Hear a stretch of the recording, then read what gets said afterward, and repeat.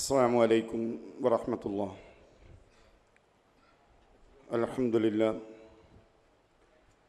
نحمده ونستعينه ونؤمن به ونتوكل عليه ونعوذ بالله من شرور أنفسنا ومن سيئات أعمالنا من يهده الله فلا مضل له ومن يضلله فلا هادي له وأشهد أن لا إله إلا الله وحده لا شريك له وأشهد أن محمدًا عبده ورسوله أرسله بالهدى ودين الحق ليظهره على الدين كله ولو كره المشركون.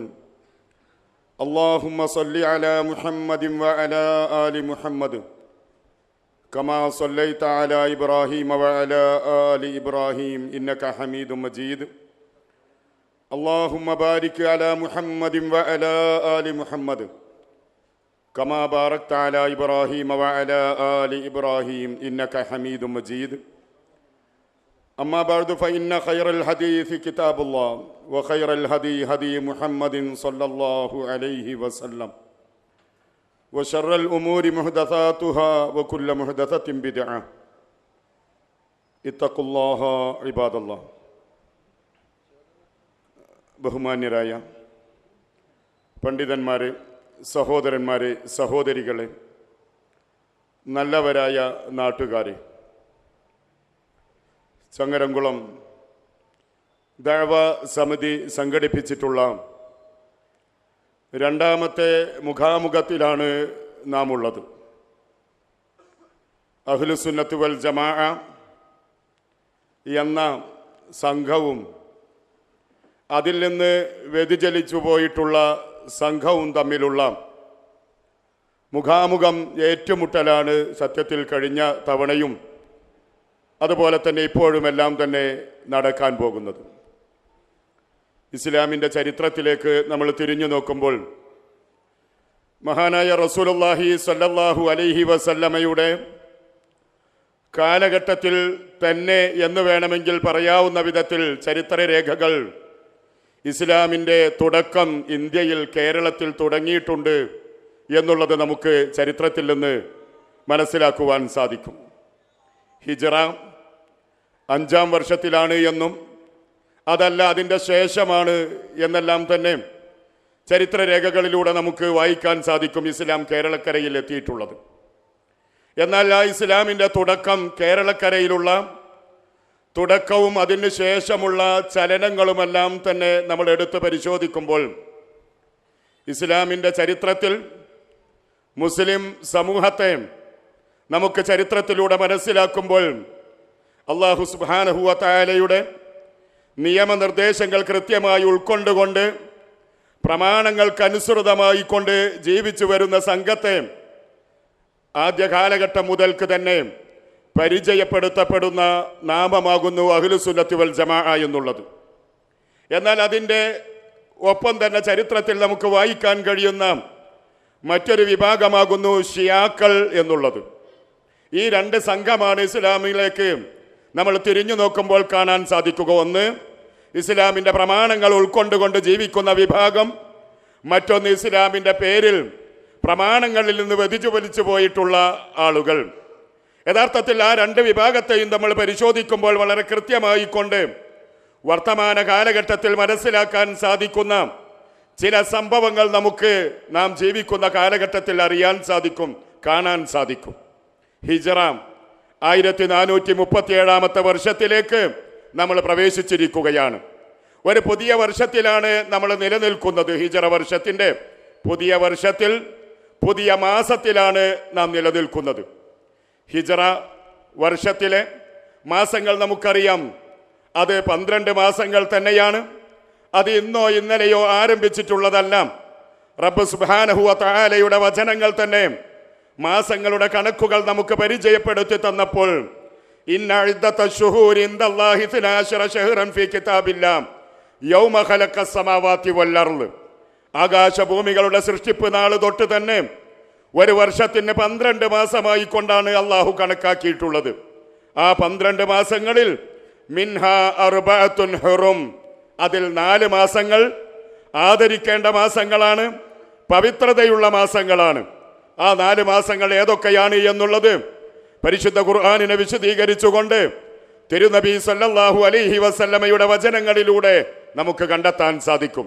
ഹജ്ജത്തുൽ വദാഇൽ റസൂൽ സല്ലല്ലാഹു അലൈഹി വസല്ലമ സംസാരിച്ച കൂട്ടത്തിൽ ഈ വിഷയവും കൂടി ഉൾപ്പെടുത്തി സംസാരിച്ചത് നമുക്ക് കാണാൻ സാധിക്കും.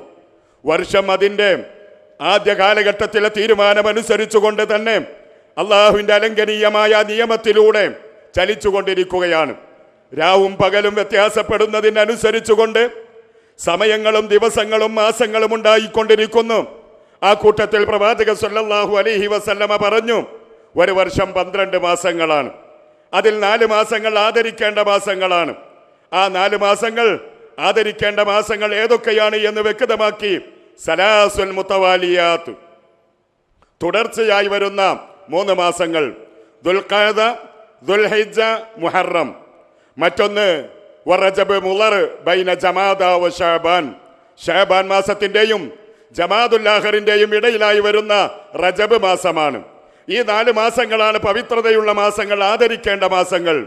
അഹ്ലുസുന്നത്ത് വൽ ജമാഅത്തിന്റെ തീരുമാനമനുസരിച്ചുള്ളതല്ല, മറിച്ച് അള്ളാഹുവിൻ്റെ തീരുമാനമനുസരിച്ച് അത് കൃത്യമായി ഉൾക്കൊണ്ട വിഭാഗമാകുന്നു അഹ്ലുസുന്നത്ത് വൽ ജമാഅ. അതുകൊണ്ട് തന്നെ അഹ്ലുസുന്നത്ത് വൽ ജമാഅയുടെ പ്രമാണങ്ങൾ എടുത്ത് പരിശോധിക്കുമ്പോൾ നമുക്ക് കാണാൻ സാധിക്കും, ആദരിക്കേണ്ട മാസങ്ങളുടെ കൂട്ടത്തിലുള്ള മാസമാകുന്നു മുഹറം മാസം എന്നുള്ളത്. മുഹറം എന്നുള്ള ആ പേരിന് പോലും അർത്ഥം പവിത്രമാക്കപ്പെട്ടത്, ആദരിക്കപ്പെടുന്നത് എന്നാകുന്നു മുഹറം എന്ന വാക്കിനർത്ഥം. ഇതാകുന്നു അഹ്ലുസുന്നത്ത് വൽ ജമാഅത്തിന്റെ വിശ്വാസം. പക്ഷേ നമുക്കറിയാം, ഇന്ന് സമൂഹത്തിൽ മുസ്ലിം സമൂഹത്തിന്റെ പേരിൽ നിലനിൽക്കുന്ന വിശ്വാസങ്ങളിലേക്ക് നമ്മൾ തിരിഞ്ഞു നോക്കുമ്പോൾ മുഹറം മാസം കൊള്ളരുതാത്ത മാസമാണ്, മുഹറം മാസം നഹസിന്റെ മാസമാണ്, അത് ലക്ഷണം കെട്ട മാസമാണ്, നല്ല പ്രവർത്തനങ്ങളൊന്നും ആരംഭിച്ചുകൂടാത്ത മാസങ്ങളാണ്.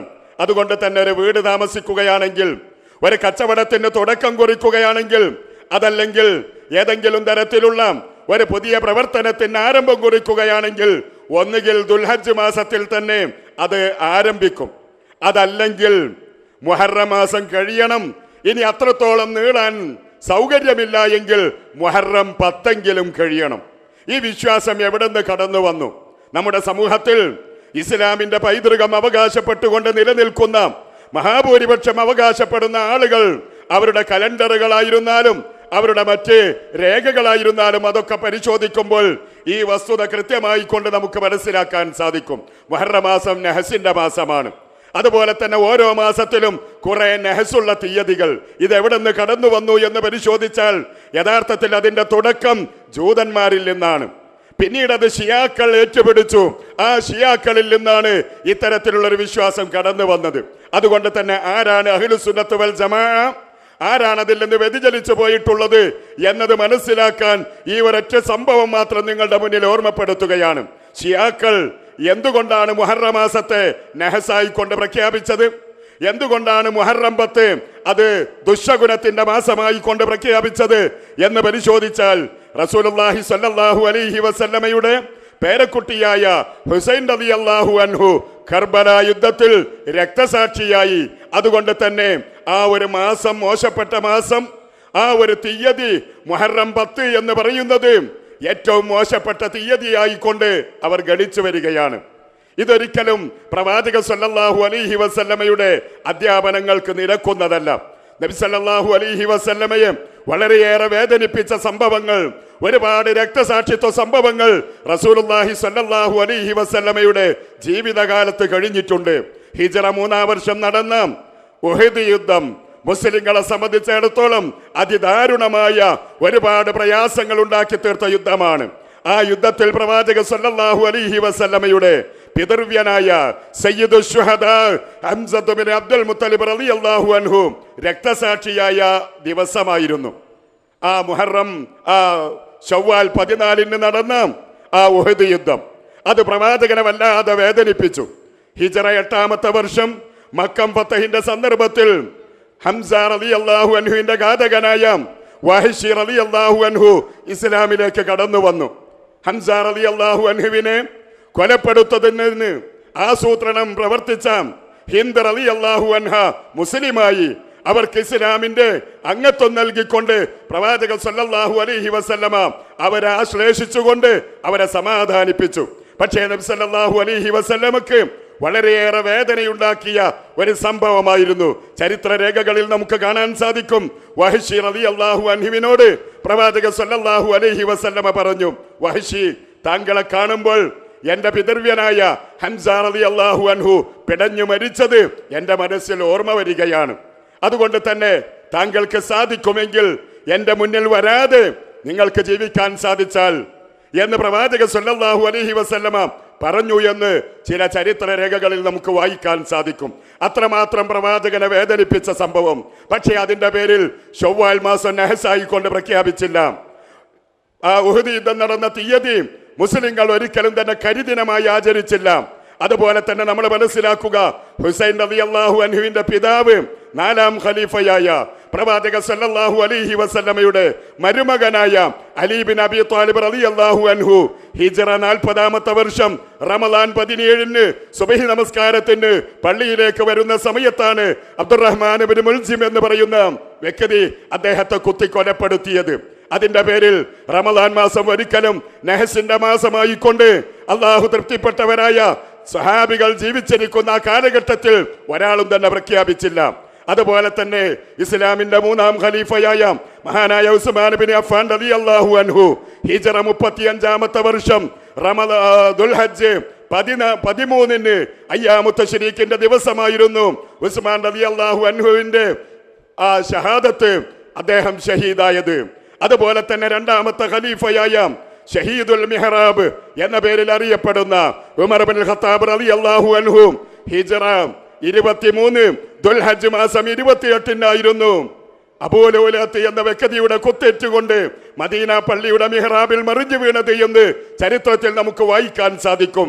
അതിന്റെ പേരിൽ ഒന്നും തന്നെ അതൊരു നഹസിന്റെ മാസമായോ അതല്ലെങ്കിൽ കരിദിനമായോ ആചരിച്ചിട്ടില്ല. അതുകൊണ്ട് തന്നെ എവിടെ നിന്ന് കടന്നു വന്നു മുഹറം മാസം നഹസിന്റെ മാസം എന്നുള്ളത്? പ്രവാചക സല്ലല്ലാഹു അലൈഹി വസല്ലമയുടെ പേരക്കുട്ടിയായ ഹുസൈൻ റളിയല്ലാഹു അൻഹു കർബല യുദ്ധത്തിൽ വെച്ച് രക്തസാക്ഷിയായതിന്റെ പേരിൽ ഇസ്ലാമിൽ നിന്ന് വ്യതിചലിച്ചു പോയ വിഭാഗമായ മുഹമ്മദ് നബി സല്ലല്ലാഹു അലൈഹി വസല്ലമക്കല്ല നബുവത്ത് കിട്ടേണ്ടിയിരുന്നത് എന്ന് പോലും വാദമുള്ള, അതുപോലെ തന്നെ അബൂബക്കർ, ഉമർ, ഉസ്മാൻ റിദ്വാനുല്ലാഹി തആല അലൈഹിം അജ്മഈൻ ആ സ്വഹാബികൾ 3 ഖലീഫമാർ അലി റളിയല്ലാഹു അൻഹുവിന് അവകാശപ്പെട്ട ഖിലാഫത്ത് തട്ടിയെടുത്തവരാണ് എന്ന് വിശ്വസിച്ചു കൊണ്ടിരിക്കുന്ന ഷിയാക്കളിൽ നിന്നുണ്ടായി തീർന്ന ഈ ഒരു ആചാരമാണ് ഇന്ന് മുസ്ലിം സമൂഹം ഏറ്റെടുത്തിട്ടുള്ളത്. ഇതൊരൊറ്റപ്പെട്ട ആചാരമല്ല. നമ്മുടെ നാട്ടിൽ നടക്കുന്ന നിരവധി വിഷയങ്ങൾ ഇതുപോലെ നമുക്ക് താരതമ്യം ചെയ്താൽ മനസ്സിലാക്കുവാൻ സാധിക്കും.